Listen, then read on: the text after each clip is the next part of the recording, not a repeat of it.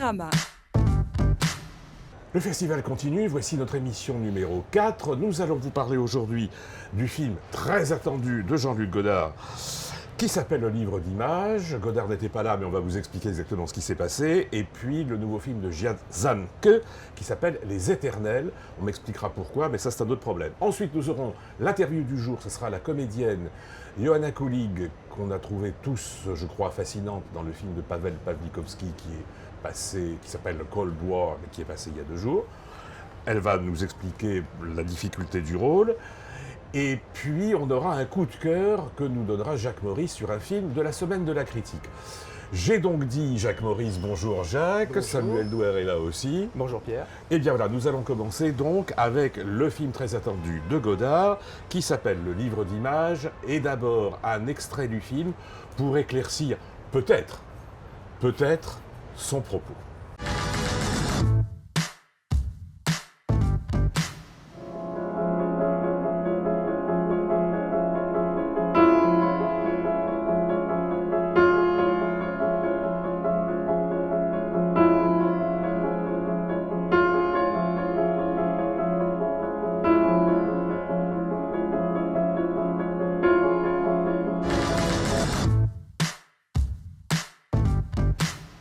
Alors, Godard, c'est la messe, c'est le roi, les fans sont absolus. Moi-même, j'ai dit dans une petite pastille là, que moi, j'avais appris à parler le Godard en 1980, mais pas avant, avec Sauf qui peut la vie.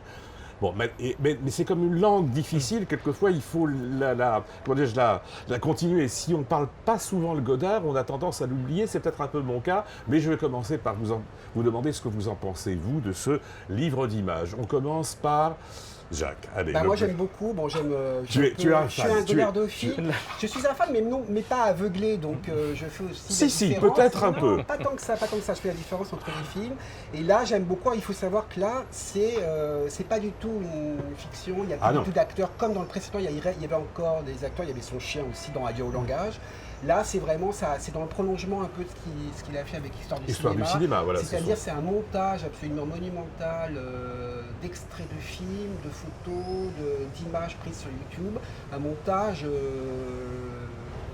monumental sur le cinéma d'abord. Donc la première partie, c'est beaucoup sur le cinéma et c'est assez marrant parce qu'il prend même des extraits de ses propres films. Il s'autocite, alors on se dit, il fait sa propre pub, c'est un peu gonflé. Et en même temps, il explique pourquoi il les choisit, il les met en parallèle et en vis-à-vis des films qui ont beaucoup compté pour lui. Voilà, c'est ça. Non directement et tout ça avec un commentaire d'une voix quelquefois un peu chevrotante, quelquefois inaudible, mais on s'en fout. Ça se chevauche toujours, c'est un magma visuel. Et à la fin, quand même, pour la première fois, c'est la première fois. Il y a un récit à la fin quand même de quelqu'un qui n'est pas sa voix, qui est très clair et qui raconte une fable, et c'est notamment tout ce qui concerne les pays arabes que moi je trouve assez. Alors c'est la deuxième partie, on va y venir. Samuel, tu partages quasi-enthousiasme moi, de je suis Jacques. moins fan de Godard que Jacques. C'est-à-dire que moi, j'adore le Godard classique, enfin, je veux dire classique, même si le terme pour lui est peut-être pas très adéquat. En tout cas, sa première période, on va dire jusqu'à Week-end, quoi. Après, la période Mao, j'ai beaucoup de mal, mais je suis pas le seul. Et sa partie plus essai, voilà, c'est très inégal. Il y en a qui me touchent beaucoup. D'autres où je suis totalement resté en dehors. Alors par contre, moi j'étais très fan des histoires du cinéma, donc c'est vrai que toute la partie du livre d'images qui en fait est un prolongement de ce qu'il a fait dans l'histoire du cinéma. Voilà, et ça, il y a des moments absolument magiques. Jacques parlait effectivement des rapports entre ses films chéris et ses propres films à lui. Il y a vraiment un raccord formidable entre Johnny Guitar, la déclaration d'amour de Johnny Guitar, et une déclaration d'amour moins percutante dans Le Petit Soldat, mais qui est clairement inspirée par Johnny Guitar. Et c'est vrai que là c'est très beau. Et puis tout le thème du voyage avec les trains, avec le cinéma muet qu'il connaît mieux que personne et dont il rend des extraits absolument passionnants. C'est ça qui est magnifique. Il redit, alors c'est vrai qu'après on pourrait se dire, bon, il se répète un petit peu sur la thématique du cinéma qui a très bien filmé les cataclysmes du XXe siècle, mais n'a pas pu les empêcher, c'est encore en filigrane. C'était le grand discours de l'histoire du cinéma. Même désespéré quand même, parce qu'il n'y a rien de plus triste que ce film-là. Enfin, oui et non sur la fin, justement, sur la partie arabe. Alors la guerre, c'est vraiment aussi sur la guerre, alors particulièrement sur la guerre dans les pays arabes, parce que la guerre, ça a toujours été depuis le début, mais pas seulement ces dernières années, dans les années 60, il parlait de la guerre, il faisait les carabiniers qui parlaient déjà de la guerre. Oui, bien sûr. Et la guerre, pour Godard, c'est extrêmement important. Alors c'est pas seulement la guerre, c'est atroce, c'est la souffrance, c'est quasiment consubstantiel à l'homme. Enfin, il explique qu'en fait, voilà, c'est plus fort que lui, et donc pour essayer de la combattre, eh ben, il nous faut de l'utopie. Et ce que je trouve très beau, c'est qu'en fait, par rapport aux pays arabes, alors moi je m'attendais à ce qu'il parle des Palestiniens, et en fait il en parle très peu. Et là on est plus dans l'utopie, donc il va dans le rêve, dans la fable, il va convoquer tous les mythes, Scheherazade, le Sultanat de Fars. C'est là, moi, où je redacle. On comprend pas tout, mais en même temps, ça c'est incite toujours. C'est toujours ce qui est très bien chez Godard, c'est que moi, quand je suis sorti du film, j'ai tout de suite été voir les gens qu'il cite, par exemple Albert Cossery, que je connais très peu, et en fait, il parle beaucoup, il le cite abondamment. Et donc, ça donne envie c'est des pistes, c'est à chaque fois des pistes de réflexion, des pistes esthétiques. On comprend pas tout forcément, mais chez Godard, il faut piocher, c'est comme des... Je suis d'accord, je suis le premier à dire ça. Il y a des choses qui vont trop vite. Je suis le premier à dire ça. Mais autant quand il parle du cinéma, quand il parle de la peinture, quand il associe les deux, je trouve qu'il y a des associations absolument fulgurantes. Là, la partie dont tu parles, enfin, l'Arabie, moi je trouve ça quand même d'une platitude et d'un ennui colossal. Ça dure 25 minutes à peu près sur 1h25. Ça, c'est les plus classiques. D'ailleurs, il est moins le montage, les effets sonores sont moins percutants. Il est plus mais qu'est-ce qu'il dit ? Mais qu'est-ce qu'il nous dit tu vois, enfin, je veux dire, sur le cinéma, il nous dit des choses. Il y a des choses très très belles aussi sur des images, on ne sait pas dans quel pays c'est des bords de plage, c'est des villes aussi un peu sinistrées. Et il les met aussi en parallèle avec toutes les images qu'on trouve sur YouTube de Daesh qui sont atroces et des exécutions sommaires. Et à travers cette confrontation-là, voilà, c'est aussi un hymne d'amour à ces pays qui sont maintenant dévastés. Ce serait toujours du côté des bombes, dit quelqu'un. Il sera toujours du côté des vaincus. Des vaincus, c'est ce que des vaincus, des perdants aussi. Il y a une réplique. Oui, il dit ça à un moment. Il a dit aussi, je suis du côté des bombes. Alors, je ne sais pas qui le dit, c'est certainement pas lui, parce que c'est uniquement... Mais quand même, c'est un tout petit peu embêtant, par des associations, justement, parce qu'on voit à un moment donné, par exemple, un attentat, et on voit tout de suite après, je crois, Cocteau dans le Testament d'Orphée, qui est poignardé comme si c'était un poète poignardé. Là, quand même, Jacques et Sam, je trouve ça un tout petit peu fort de café. Il y a toujours eu des... C'est un peu gâteux quand même. Mais c'est de la provocation. Il a toujours été provocateur. Oui, mais provocateur, un peu vieux, quoi, un peu vieux provocateur. Autant sur le cinéma et la peinture, je trouve ça absolument fascinant. Mais là, c'est quand même limite, vous trouvez pas en même temps, moi je... non, pas du tout. Non, pourquoi? Mais là, le fait, justement, je m'attendais à ce qu'il parle effectivement beaucoup des Palestiniens, parce qu'il a beaucoup milité pour la cause palestinienne de manière parfois un petit peu trop radicale. Et là, en fait, effectivement, qu'il sort de là et qu'il élargisse le propos à l'ensemble du monde arabe, moi je trouve ça plus intéressant. Après, effectivement, je reste assez sceptique sur son propos sur le monde arabe. Et on ne sait pas trop, effectivement, il parle d'une Arabie un peu idéalisée. En parlant de... il y a des visages et des images. Ah d'accord, Jean-Luc, oui, bien sûr. Mais ça ne se passe pas d'un point de vue... Mais il s'est toujours trompé politiquement, quand même, il faut le dire. Politiquement, il s'est toujours trompé et il continue. Autant sur la... Je suis pas du tout d'accord. Il annonce des choses. C'est pas tellement... mais après, il prend parti et il se trompe. Non, c'est pas Mao, la période Mao, il s'est un peu trompé. Pravda, il s'est un peu trompé. Il n'est pas le seul, tous les grands hommes politiques. Oui, mais en même temps, c'est marrant que tu l'attaques là-dessus, parce qu'on peut dire que ce film-là, justement, il est un peu en retrait par rapport à une forme d'engagement ou de militantisme. Il n'est pas du tout dans un truc de militantisme, là. Il est plus vraiment du côté de la fable et de l'allégorie. Et puis je trouve que vraiment, d'un point de vue visuel, c'est de plus en plus d'ailleurs pictural. Enfin, on a vraiment l'impression qu'il a... D'ailleurs, il y a 2-3 plans où on voit vraiment le pinceau, l'empattement, la couleur, etc. Mais dans l'histoire du cinéma, c'était ça, déjà. Oui, mais là, sur la peinture, c'est encore Non. Mais moi, je suis encore une fois très séduit par la forme.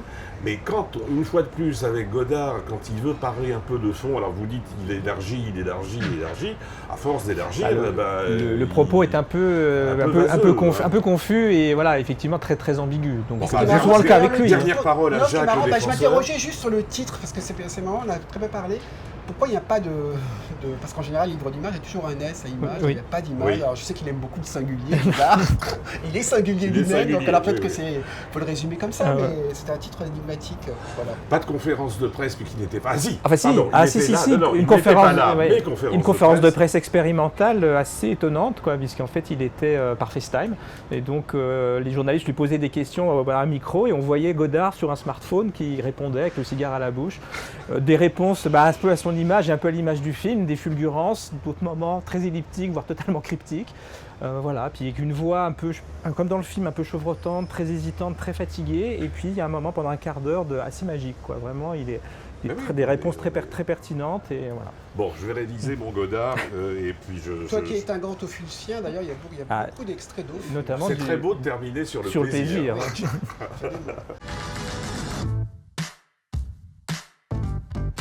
Je vous propose de découvrir une actrice polonaise qui s'appelle Joanna Kulig. Elle nous a tous beaucoup fascinés dans un film fascinant aussi de Paweł Pawlikowski. Elle avait été déjà son interprète par 2 fois. Dans La femme du 5e, elle avait un second rôle mais très important. Et puis dans Ida, elle jouait un bref rôle, une chanteuse. Déjà, elle chantait d'un variétoche italienne des années 60. Et là, elle a le rôle principal du film et on va l'écouter parler de ses rapports avec Pawlikowski et surtout de son personnage.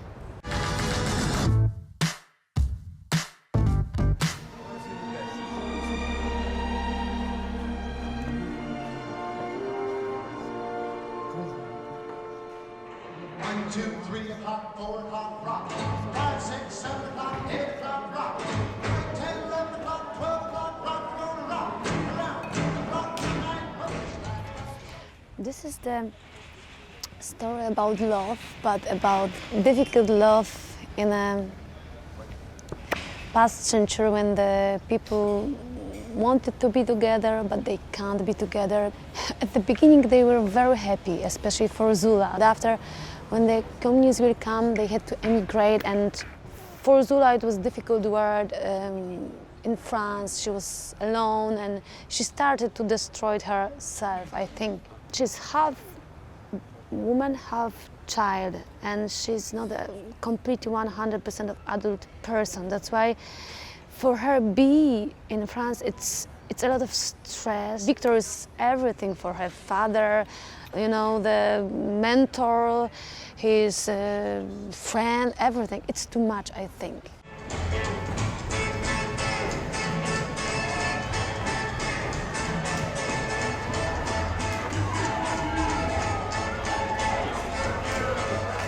The sex scenes were very hard. It's only a small part, but it was so emotional because they didn't see for a long time. That's why we had to find something very sensitive and nice, and it's great because I saw yesterday. And I remember the last scenes were so difficult. Like I don't know to say what, because it's the end of our film. That's I don't want to say too much, but they were very difficult scenes.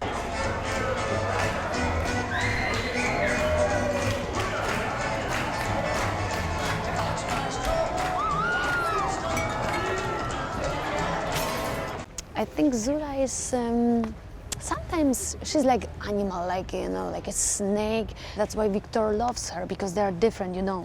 It's like that when you are too strong and too emotional, you're looking for somebody who is calm and delicate, and Victor was like that. That's why the future, yeah, it was possible to be together and be happy, but it was something. I was in the past. Now I think I'm more balanced. But in the past, I was quite, you know, up and down, and I worked hard about this. That's why it was simple to use this for the character. But of course, it was a lot of different things too, you know, like Paweł create, you know, all details, and then our movement and everything was so clear, like the, how to say English, cadre was the most important thing too, and the light and everything. That's why we had to work with this too, acting and be careful about everything, movement, and sit like that or maybe like that. We all the time changing, we all the time create the process,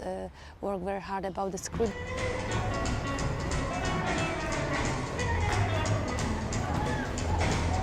Pavel wanted to be with us, like I remember said, come to me, I want to be with actors, like with the partners, you create with me. And the montage was during the shooting, that's why we was sitting together and changing scenes and the lines, that's why it was very fantastic process. Alors, deuxième film au programme, Les Éternels de Jiazanke, qui est un cinéaste qu'on aime beaucoup à Télérama, c'est son nouveau film. Et ben, je vous propose, avant d'en parler, de voir un extrait du film.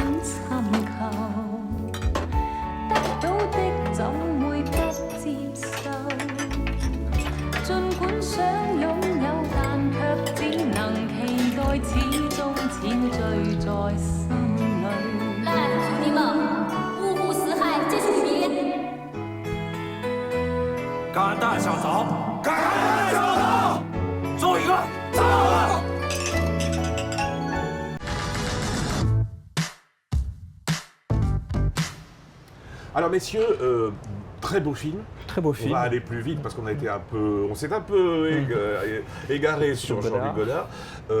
Amélo. Amélo, alors moi ce que j'aime beaucoup dans le film, c'est qu'il est très surprenant. C'est-à-dire ça démarre comme un film. Mais là vraiment on démarre plutôt un film de mafia, enfin genre voilà. Scorsese dans le Shanxi pour résumer. Et puis assez vite on bascule dans un mélo presque à la Wong Kar-wai.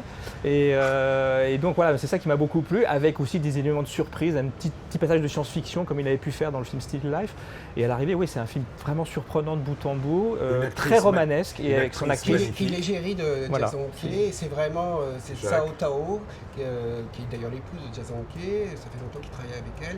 Et ce qui est très intéressant, donc il franchit un cap, si je veux dire, ou un palier, je sais pas, avec quelque chose d'assez nouveau, c'est que c'est la première fois qu'il s'est vraiment concentré sur un personnage, vraiment d'héroïne, une féminine, donc qui est jouée par cette femme-là, et on suit son parcours et sa vie à travers des sauts dans le temps. Ce qui est toujours génial chez Jiazanke, c'est qu'on passe les années, donc on voit comment le personnage évolue.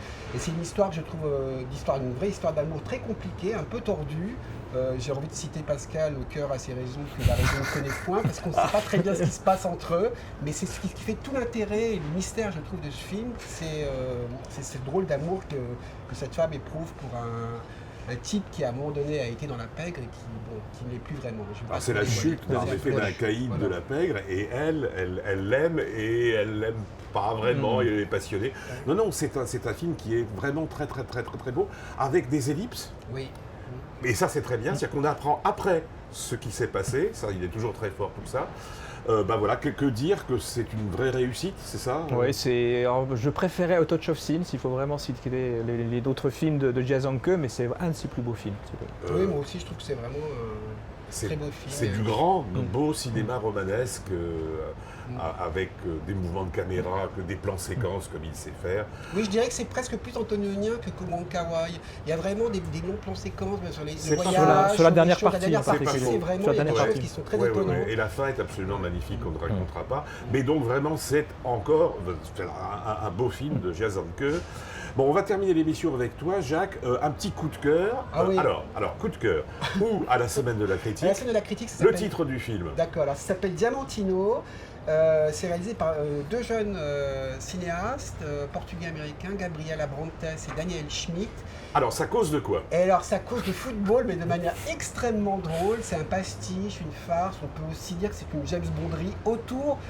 Alors, le nom n'est jamais cité, mais c'est vraiment clairement enfin voilà, c'est allusif, plus que c'est allusif, c'est Ronaldo. Cristiano Ronaldo, le grand footballeur, la star, l'icône du footballeur portugais, et qui subit toutes sortes de mésaventures. Bon, on le voit jouer au football, et puis il lui arrive plein de choses Et alors pourquoi c'est bien? terribles. Ah, c'est drôle parce que c'est bourré d'idées visuelles sur le football. Il y a des choses complètement étonnantes, notamment au début, le film commence, on voit ce joueur dans un grand stade, qui est le grand stade de Lisbonne, le stade de la Louse. Et puis ça part dans la fantasmagorie la plus folle, il se met à avancer, puis à un moment donné, il y a des vapeurs roses, et puis il y a des chiots géants qui apparaissent sur la pelouse. Et puis après, bon voilà, il rate un penalty, et ça va être le début de la chute pour lui, et peut-être aussi une forme de salut. Mais c'est tout à fait étonnant, parce que ça parle à la fois de football, ça parle de plein de choses sur la politique aussi, sur l'extrême droite, la montée de l'extrême droite en Europe, au Portugal. Ça parle du monde de la surveillance, parce que ce Diamantino, il est surveillé en permanence, il y a des agents secrets. Enfin, ça aborde énormément de thèmes via un personnage hautement emblématique. Eh ben, c'est du très monde bien, moderne. c'est très Voilà. très différent de Jason Coe et Jean-Luc complètement Godard. Comme ça, Ouais. Ben, merci Jacques, merci Samuel. Merci, Pierre. Et bien donc là, demain, retour à la compétition avec 2 films. Le deuxième film français en compétition, qui s'appelle Les Filles du Soleil et qui est réalisé par Eva Husson. Et 3 visages qu'on attend, Jafar Panahi, qui ne sera probablement pas Alors, il ne sera pas là. Comme, parmi nous, comme Kirill Serebrennikov. et comme Godard, mais pas pour les mêmes Et raisons. comme Godard, pour les mêmes raisons. Eh bien, merci de nous avoir regardés et écoutés, et à demain. Cinérama.